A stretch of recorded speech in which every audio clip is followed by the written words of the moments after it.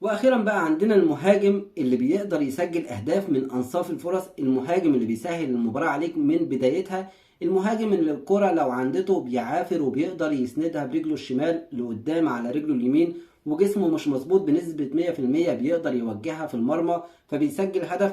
قيمته انه بيسهل المباراة عليك من بداية اللقاء، ما بيخليكش تلعب مضغوط لنهاية اللقاء، بيخليك تسجل من بدري، فالفريق اللي قدامك بيكون مضطر يفتح الجيم علشان يعوض، فتقدر ان انت تسجل هدف تاني وتالت ورابع وخامس بفضل هدف من مهاجم قوي شرس هجام، بيتحرك بشكل مثالي، بيفنش بشكل عالي، بيقدر يلعب الكرات الثابته، بيقدر حتى لو بيسدد ضربه جزاء يلعبها بشكل مميز بنسبه 100%. مش كوره ضربه جزاء كده وخلاص، ده كوره حتى لو معاه حارس واثنين وثلاثه مش هيقدروا ان هم يطلعوا الكوره دي من بره او يصدوها. فدي ميزه وسام ابو علي النهارده. ميزه وسام ابو علي مش بس ان هو مهاجم سجل هدف، توقيت الهدف، اتقانه في تسجيل الهدف، حتى لو الكرة عندته ازاي يسجل الهدف ده بشكل مميز، ازاي سجل الهدف ده والكرة او جسمه ما كانش مظبوط.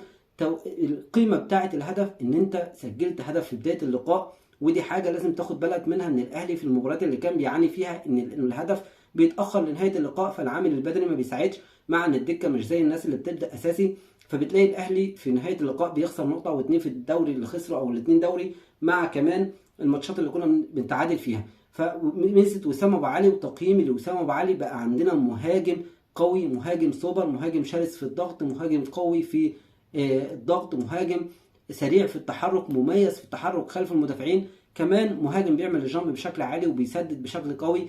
ده لأسامة أبو علي بقى عندنا مهاجم قوي. وعايز أقول لك إن من أول مباراة بشكل أساسي بيلعبها أسامة أبو علي وبيسجل هدفين، بقى عندنا مهاجم فز، مهاجم نقدر نعتمد عليه يكسبنا مباريات ويسهل علينا لقاءات كتير جدا من بدايتها زي ما حصل النهارده. ومش هنبالغ لو احنا بنقيمه من المباراه دي، ظاهر عليه وباين عليه انه مهاجم قوي يقدر يخلي الاهلي في حته تانية في خط الهجوم ويسجل اهداف كتير، وبفضله نفتتح مباريات كتير جدا، مباريات تكون مفتوحه بشكل كبير.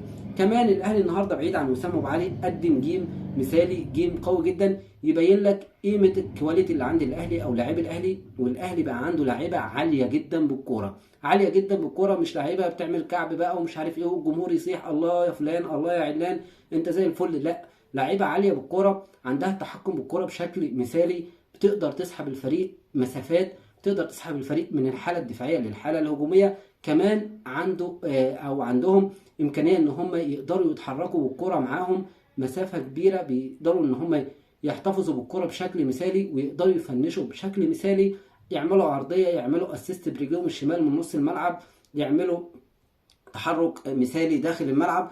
دي اللعيبه اللي اقصدها ان هي لعيبه عاليه بالكوره، زي رضا سليم، زي امام عاشور، زي مثلا كريم فؤاد وسام ابو علي.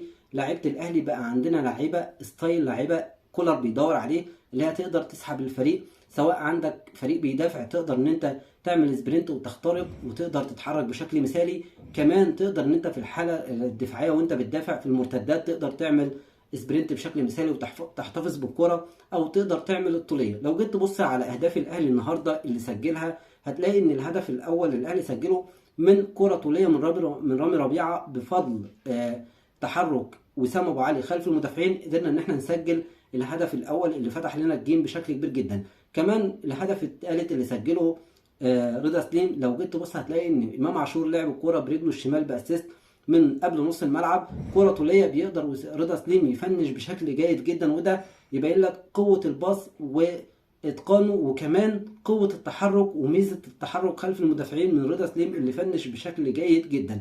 الاهلي النهارده عمل كل حاجة في الكرة، حتى في الاهداف اللي سجلها، زي الهدف اللي سجله مودست، باص بسيط في العمق لمودست من قفشه بيسجل هدف.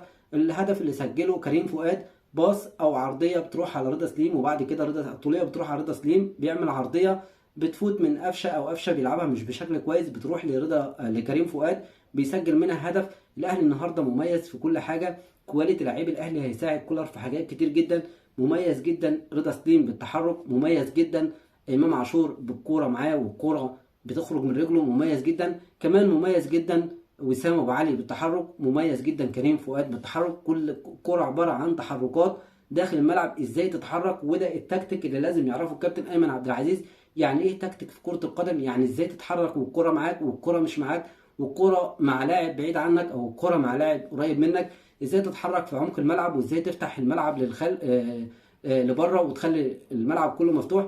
ده اللي لازم يفهمه كابتن ايمن عبد العزيز لو عايز يكمل في موضوع التدريب. الاهلي بيقدم درس كروي، مبسوط جدا لاسامه ابو علي، مبسوط جدا لموديست. امام عاشور كالعاده بيعمل ماتش متالق فيه. اللعيبه كلها ادت مباراه كبيره جدا. مبروك علينا، مكسب مهم جدا في الدوري العام علشان نعرف كل واحد في الدوري العام مقامه فين، والاهلي مكانه فين، وقيمه الاهلي الفنيه فين. اشوفكم في فيديو جديد ان شاء الله. اتمنى من كل واحد بيشوف الفيديو ده لو لسه اول مره بيشوف قناتي تشترك في القناه وتفعل الجرس، سيب لايك وكومنت للفيديو وان شاء الله اوصلك كل جديد.